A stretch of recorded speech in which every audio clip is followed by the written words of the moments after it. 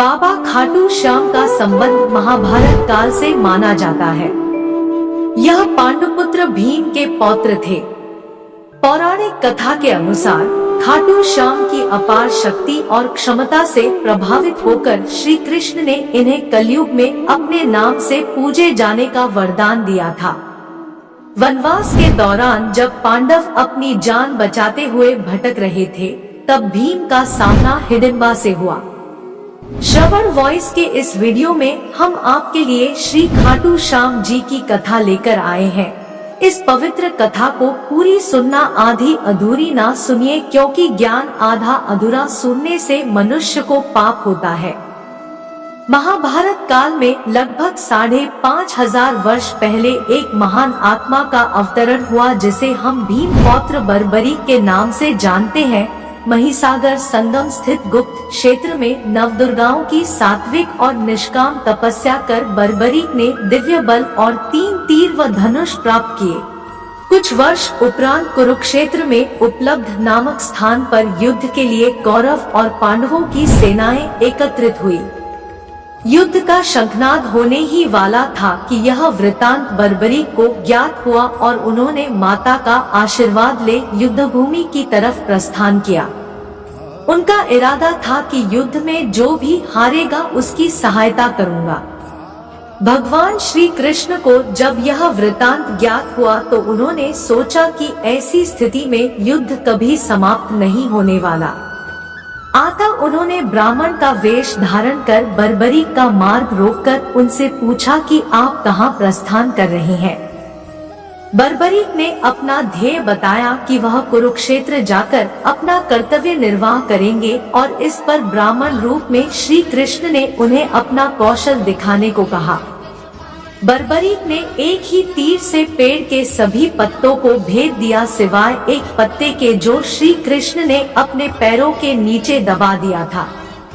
बर्बरीक ने ब्राह्मण रूपी श्री कृष्ण से प्रार्थना की कि वह अपना पैर पत्ते के ऊपर से हटाए, वरन आपका पैर घायल हो सकता है।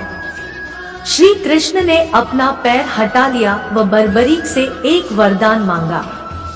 बर्बरीक ने कहा, हे यजमान, आप जो चाहे मांग सकते हैं, मैं वचन का पूर्ण पालन करूंगा। ब्राह्मण रूपी श्री कृष्ण ने शीश दान मांगा। यह सुनकर बर्बरीक तनिक भी विचलित नहीं हुए, परंतु उन्होंने श्री कृष्ण को अपने वास्तविक रूप में दर्शन देने की बात की, क्योंकि कोई भी साधारण व्यक्ति यह दान नहीं मांग सकता। तब श्री कृष्ण अपने वास्तविक रूप में प्रकट हुए।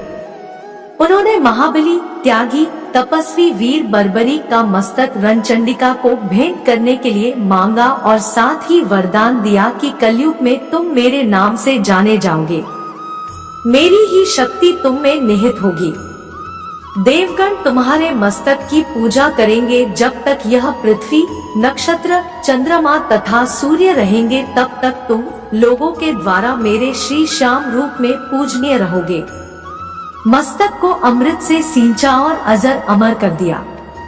मस्तक ने संपूर्ण महाभारत का युद्ध देखा एवं युद्ध के निर्णायक भी रहे। युद्ध के बाद महाबली बर्बरीक कृष्ण से आशीर्वाद लेकर अंतर्ध्यान हो गए। बहुत समय बाद कलयुग का प्रसार बढ़ते ही भगवान श्याम के वरदान से भक्तों का उद्धार करने के लिए वह खाटू में चमत्कारी रूप से प्रकट हुए। एक गाय घर जाते समय रास्ते में एक स्थान पर खड़ी होकर चारों थनों से दूध की धाराएं बहाती थी।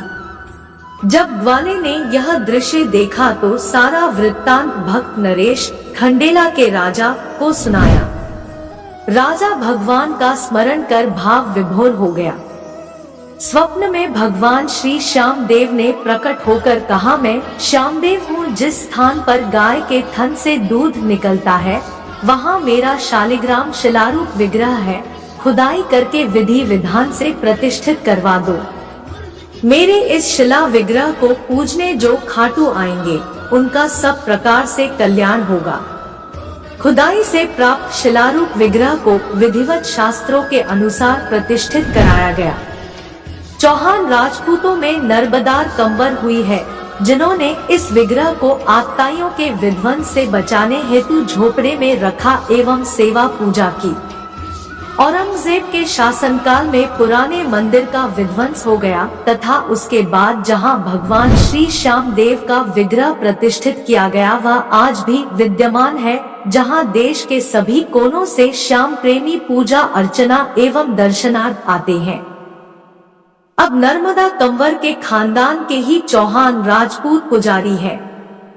मित्रों, ये थी खाटू श्याम की कथा। अगर पसंद आई है तो इस वीडियो को लाइक और श्रवण वॉइस को सब्सक्राइब करना ना भूलें और कमेंट में जय श्री राधे कृष्णा अवश्य लिखें और अपने 5 दोस्तों में शेयर जरूर करें।